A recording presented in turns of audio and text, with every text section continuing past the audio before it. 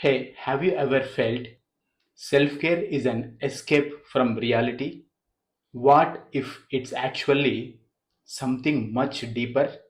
Many think that self care is just a break from life struggles.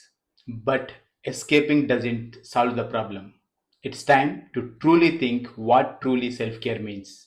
Self care isn't about running away, it's about building the strength to handle whatever it comes to your way with resilience and grace. Here are the three key lessons that I follow in my life. First, resilience over escape. Face challenges instead of running away from them. Second, strength in self care.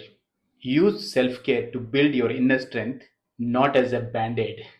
Third, grace under pressure.